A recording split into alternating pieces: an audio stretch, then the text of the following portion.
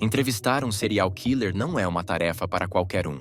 Muitas dessas figuras sombrias adoram o controle, a manipulação e o poder sobre suas vítimas, e muitas vezes, até sobre os entrevistadores. Alguns mantêm uma postura fria e calculista, escolhendo cada palavra com cuidado para moldar sua própria imagem. Outros, no entanto, não conseguem esconder suas verdadeiras personalidades e perdem o controle diante das câmeras. Neste vídeo, vamos explorar entrevistas que saíram do roteiro, momentos em que criminosos conhecidos se irritaram, enfrentaram os entrevistadores e até mostraram traços de sua violência reprimida. O que faz com que essas mentes perturbadas fiquem à beira da explosão? O que acontece quando são confrontadas com perguntas que não querem responder? Prepare-se para um mergulho nos momentos mais tensos e perturbadores das entrevistas com serial killers. Aileen Wuornos. Em outubro de 2002, Aileen Wuornos estava nas últimas semanas de vida antes de ser levada até o local de sua execução, mas ela não iria morrer antes de deixar suas últimas opiniões e ideias para trás. E foi aí que Nick Broomfield entrou. Nick era um diretor de documentário inglês, e foi ele que ficou responsável por conduzir as últimas entrevistas de Wuornos. Mas antes de mostrar alguns momentos bizarros da entrevista, nós vamos te contar um pouco mais sobre quem foi Aileen Wuornos. Aileen Carol Wuornos nasceu em 29 de fevereiro de 1956, em Rochester, Michigan, nos Estados Unidos. Sua mãe, Diane Wuornos, tinha 14 anos quando casou com seu pai, Leo Pittman, que tinha 18 anos na época. Com apenas um ano de casados, a primeira criança do casal veio ao mundo, um menino chamado Keith, e com 2 anos de casados, Aileen nasceu. A mãe de Wuornos tinha 16 anos quando pediu o divórcio de Pittman, o que fez com que Aileen nunca conhecesse seu pai. Mas isso não foi tão ruim, pelo contrário. Isso foi o que provavelmente salvou Aileen de sofrer coisas terríveis, pois Pittman, seu pai, foi preso anos depois por sequestrar e estuprar uma menina de 7 anos de idade. Já dentro da prisão, ele foi diagnosticado com esquizofrenia e, em 1969, se suicidou enforcado. Os traumas que Aileen sofreria começaram logo cedo em sua vida, em janeiro de 1960. Aileen tinha quase 4 anos quando sua mãe abandonou ela e seu irmão com seus avós maternos, Laurie e Britta Wuornos, que eram ambos alcoólatras. Daí em diante, a vida dessa garota foi apenas sofrimento. Aos 11 anos, Aileen começou a se envolver em atividades sexuais na escola em troca de cigarros, drogas e comida. Mas não parou por aí. A garota foi espancada e abusada sexualmente pelo seu próprio avô diversas vezes. Ele chegava bêbado em casa, e antes de espancá-la, ele obrigava a menina a se despir. Em 1970, quando tinha apenas 14 anos de idade, ela engravidou após ser abusada sexualmente por um amigo da família. Em 23 de março de 1971, a criança que havia nascido de um abuso foi doada para uma instituição. Mas os traumas que essa mulher passaria estavam longe de acabar. Pouco tempo depois que seu filho nasceu, a sua avó faleceu e o seu avô a expulsou de casa. A menina, que nesse momento da história estava com 15 anos, começou a morar na floresta, perto de sua antiga casa, e se sustentava por meio da prostituição. Após toda essa história, seria quase impossível para essa mulher se tornar uma pessoa com uma boa saúde mental e viver uma vida normal. E bom, Aileen começou a se envolver com as autoridades logo com 18 anos, quando foi presa por dirigir enquanto estava alcoolizada. E foi aí que, mais uma vez, tudo começou a desandar. Ela ganhava a vida trabalhando como garota de programa, o que fazia com que ela se encontrasse com diversos tipos de homens, que muitas das vezes eram asquerosos, mas ela continuou neste caminho. A sua história teve uma reviravolta muito grande, pois com 33 anos, ela matou 7 homens em um período de 1 ano, enquanto estava trabalhando. Richard Charles Mallory, de 51 anos, David Andrew Spears, de 47, Charles Edmund Carskadon, de 40, Peter Abraham Sims, de 65, Troy Eugene Burress, de 50 anos, Charles Richard Humphreys, de 56, e Walter Gino Antônio, de 61 anos. Todos foram assassinados após contratar Aileen, e todos foram assassinados com tiros, muitos deles com várias perfurações. Em 9 de janeiro de 1991, Aileen foi presa em um bar chamado The Last Resort, no condado de Volusia, na Flórida. Já em 16 de janeiro de 1991, a mulher confessou os assassinatos. Porém, ela alegou que os homens tentaram estuprá-la, e ela os matou em legítima defesa. Mas isso não teve muito peso, ainda mais por ela ser uma garota de programa, e os juízes não verem esse trabalho como muito ético. No final de seu julgamento, a mulher que havia matado 7 homens recebeu no total 6 sentenças de morte. Agora nós voltamos para a sua última entrevista. Aileen possuía diversos tipos de traumas como abandono, abuso físico, verbal e sexual e diversos outros. E depois de passar mais de 10 anos presa, esperando o dia de sua morte, ela já estava pronta para morrer. E disse para o entrevistador que se sentia bem. Ela até chegou a sorrir para a câmera. Porém, tudo começou a desandar e o clima começou a esquentar, quando Aileen começou a falar que enquanto ela estava esperando para ser executada, as autoridades estavam torturando ela, envenenando ou urinando em sua comida, usando técnicas de pressão sônica para deixar ela confusa e atordoada e diversas outras coisas. Ela também chegou a dizer que os policiais da época sabiam que era ela que estava matando os homens. Afinal, ela não era uma profissional e deixava muitas digitais no local do assassinato. E que esses policiais a deixaram livre para que ela se tornasse uma serial killer e eles pudessem vender a história dela. E aqui está um pedaço da entrevista dela. Let's say the cops were following you. Yeah. Let's say they were following you and they did everything that you're saying they did. Nonetheless, Yeah. you killed 7 men. Yes, And you I'm did. asking you, what got you to kill the 7 And I'm men? telling you because the cops let me keep killing them, Nick. Don't you get it? Bom, esse foi o pequeno pedaço, apenas para mostrar como estava o olhar e atitude de uma das serial killers mais famosas dos Estados Unidos, alguns dias antes de sua execução. No dia 9 de outubro de 2002, às 9h47 da manhã, Aileen Wuornos, após recusar a sua última refeição, disse que os anjos e Jesus Cristo estaria a esperando, pois ela matou homens que eram estupradores e assassinos, e que ela salvou centenas de mulheres de terem o mesmo destino que ela teve.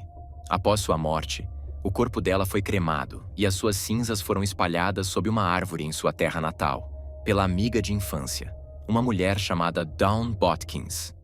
Arthur Shawcross.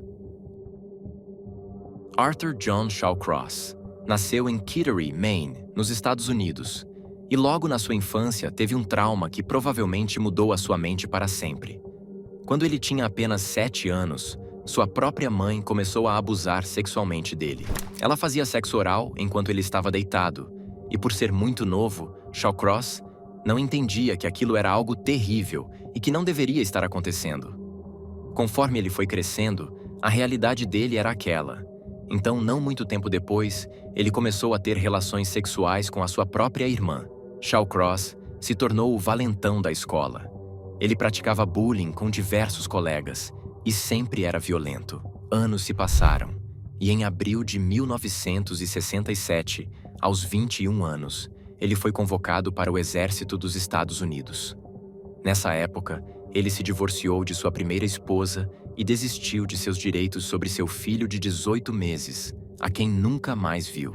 Ele serviu na 4ª Companhia de Suprimentos e Transporte da 4ª Divisão de Infantaria no Vietnã. Foi lá que ele começou a sentir prazer em matar, pois sendo do exército, ele conseguiu ter a liberdade de decapitar diversas mulheres e pregar suas cabeças em árvores como um aviso ao Vietcong. Mas ele não parou por aí. Ele começou a desenvolver um prazer por comer a carne de quem ele assassinava, e esse foi o começo de uma vida repleta de crimes. Em 7 de maio de 1972, ele abusou sexualmente e matou sua primeira vítima conhecida, um menino de 10 anos chamado Jack Owen Blake. Ele atraiu o menino para uma área arborizada em Watertown e lá o assassinou. O corpo do menino não foi encontrado até que as autoridades receberam uma denúncia anônima por telefone em 5 de setembro. Em 2 de setembro, pouco antes da descoberta do corpo de Blake, Shawcross Abusou sexualmente e matou Karen Ann Hill, uma garota de 8 anos que estava visitando Watertown com sua mãe no fim de semana do dia do trabalho. Mas dessa vez, ele foi preso, logo no dia seguinte. Por esses crimes, ele foi condenado a no máximo 25 anos de prisão. E a explicação para essa sentença tão pequena foi que, além da confissão de Shawcross à polícia, não havia nenhuma evidência direta que o ligasse ao assassinato de Blake. A defesa também sugeriu que Shawcross poderia ter argumentado no julgamento que estava sob extrema perturbação emocional. Logo, a sua sentença não poderia ser de alguém saudável. Depois de Shawcross ter ficado preso durante 14 anos, funcionários inexperientes da prisão e assistentes sociais concluíram que Shawcross já não era perigoso, ignorando os avisos dos psiquiatras que tinham avaliado ele como um psicopata esquizoide. E por incrível que pareça, ele foi solto em liberdade condicional em abril de 1987. Pelos crimes que ele havia cometido, ele não era bem-vindo em nenhum lugar. E em todas as casas que ele começava a morar, seus vizinhos o desprezavam. E com razão. Mas por conta disso, o agente de condicional precisou mudar Shawcross para um hotel temporário em Rochester. E um tempo depois, ele se tornou um residente de lá. Porém, essa mudança estaria condenando diversas mulheres que moravam nessa cidade. Pois em março de 1988, Shawcross começou a assassinar novamente, agora visando principalmente garotas de programa. Em menos de 2 anos, ele matou cerca de 12 mulheres, as quais ele abusou sexualmente, assassinou e, em alguns casos, praticou canibalismo, comendo a vulva de 3 de suas vítimas. Em 5 de janeiro de 1990, 2 dias após o corpo de uma garota ter sido descoberto pela vigilância aérea, a polícia prendeu Shawcross e, mesmo depois de sua defesa ter tentado o livrar da prisão, dizendo que ele sofria de transtorno de estresse pós-traumático, transtorno de personalidade múltipla e havia sofrido abuso sexual quando criança, ele não foi mandado para uma instituição hospitalar.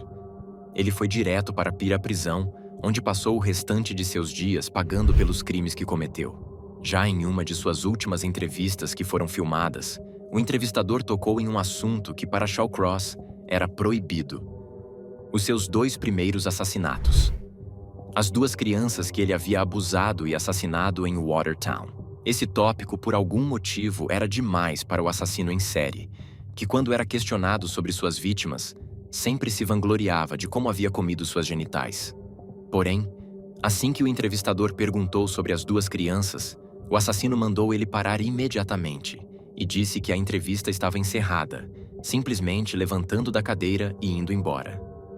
A verdade por trás deste tópico ser sensível para o assassino foi levado para o túmulo, pois enquanto estava cumprindo uma pena de 250 anos, ele sentiu uma dor forte na perna em 10 de novembro de 2008. E às 21h50 desse mesmo dia, Arthur John Shawcross, aos 63 anos, foi declarado morto, após sofrer um ataque cardíaco. Lorenzo Gilliard. Lorenzo Jerome Gilliard nasceu em 24 de maio de 1950, em Kansas City, Missouri, nos Estados Unidos. Desde cedo, Lorenzo exibia comportamento agressivo. Durante seus anos escolares, ele jogou em times esportivos com seus irmãos. Como ele era maior do que a maioria de seus colegas, ele agredia fisicamente crianças menores e ganhou a reputação de valentão. A trajetória de Lorenzo sempre esteve à beira do colapso. A disciplina lhe faltava. Suas notas eram um fracasso constante, e sua presença na escola se tornava cada vez mais rara, até que, inevitavelmente, foi expulso após a 10ª série. Nos turbulentos anos 60, cruzou o caminho de Rena Hill, uma jovem mulher que rapidamente se tornou mais do que apenas uma conhecida.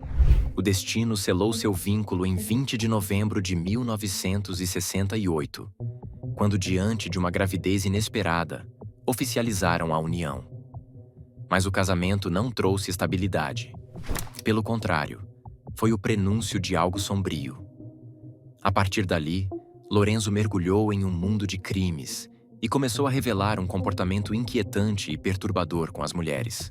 Os anos passaram, mas Lorenzo Gilliard continuava-te a trilhar um caminho sombrio, onde a violência e o crime pareciam segui-lo como uma sombra. Em janeiro de 1969, ele foi preso por atacar e violentar uma jovem que conhecia. No entanto, um acordo silencioso entre as partes resultou na retirada das acusações. Tudo o que foi exigido dele foi um pedido de desculpas. Apenas um ano depois, em 1970, seu pai foi condenado por estupro. E como se estivesse fadado a seguir os mesmos passos, Lorenzo voltou à prisão 2 anos mais tarde pelo mesmo crime. A vítima alegou que ele a estrangulou até perder a consciência, mas apesar de identificá-lo, seu testemunho foi desacreditado. E as acusações sumiram. Em 1973, a violência encontrou um novo alvo: sua própria esposa.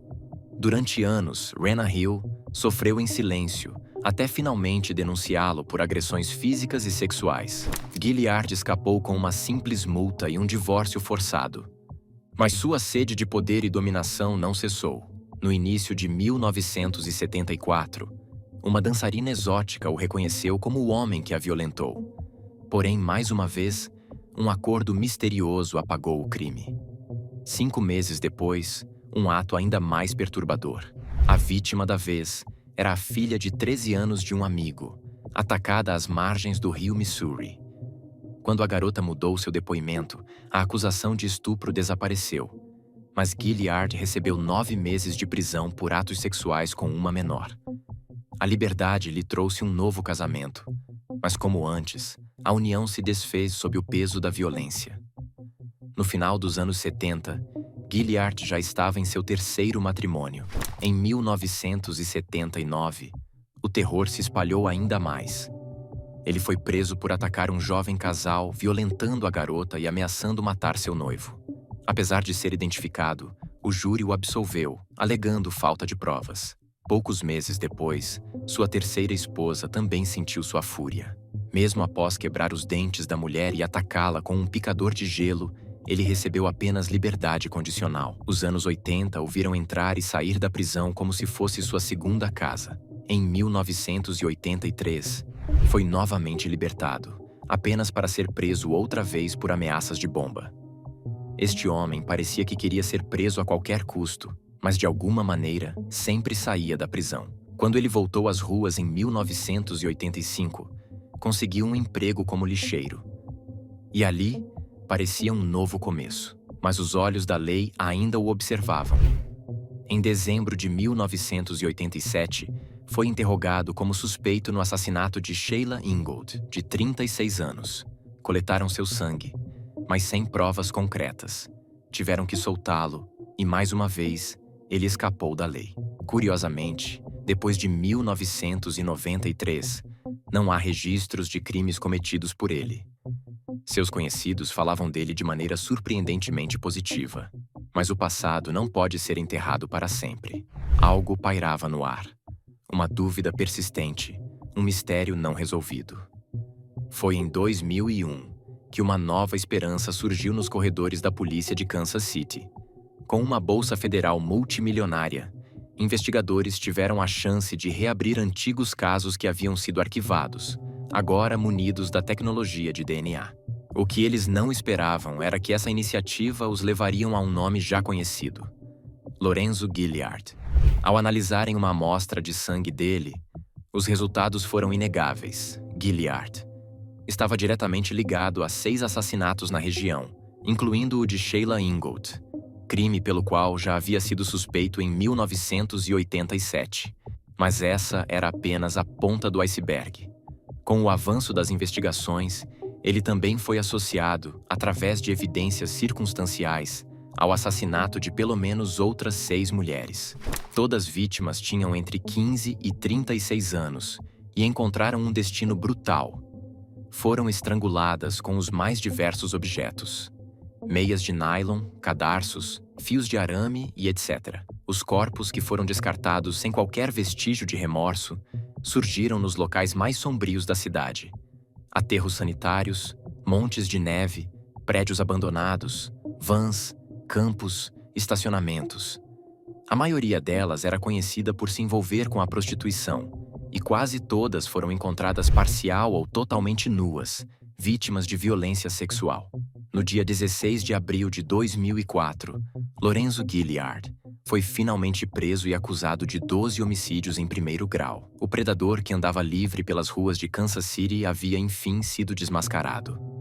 Em 2007, Gilliard foi condenado à prisão perpétua sem liberdade condicional pelos assassinatos que ele havia cometido.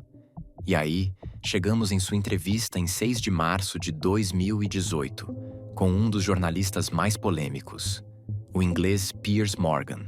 No começo desta entrevista, Gilliard parecia estar bem calmo e respondia todas as perguntas que Piers estava fazendo. Porém, quando as perguntas começaram a escalar, Gilliard começou a ficar sem paciência e disse que Piers estava distorcendo tudo o que ele estava falando para fazer dele um monstro ainda maior.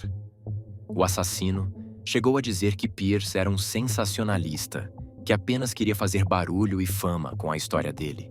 E por mais louco que soe Gilliard, mesmo que tenha sido condenado com uma quantidade absurda de provas contra ele, ainda se dizia inocente. Então, quando Piers dava a entender que ele era um assassino frio e meticuloso, ele se ofendia. Até que em um ponto, o assassino resolveu que já tinha respondido o suficiente e, em um ataque de raiva, se levantou e disse que aquela entrevista estava encerrada. Por alguns segundos, Gilliard parou e ficou olhando para Piers. O que será que ele estava pensando? Será que se não tivesse câmeras ali, este homem teria tentado matar o entrevistador? Bom, isso nunca saberemos. À medida que vemos esses serial killers perderem a compostura, fica claro que por trás da fachada fria e calculista, há uma intensidade e um caos que não conseguem ser totalmente controlados. As entrevistas que deveriam revelar mais sobre suas motivações acabam expondo a fragilidade de suas mentes, a raiva reprimida e, muitas vezes, a satisfação com a própria crueldade. Esses momentos de irritação nos mostram que mesmo os mais calculistas não estão isentos de perder o controle. A busca por respostas e por entender as mentes dessas figuras sombrias nos leva a um território desconhecido, onde nem sempre há clareza. Se você chegou até aqui, não esqueça de deixar o seu like, para que assim a gente continue trazendo mais conteúdos como esse. Eu te convido a se inscrever no canal e assistir algum dos vídeos que estão aparecendo na sua tela. E vamos ficando por aqui. Eu te vejo depois.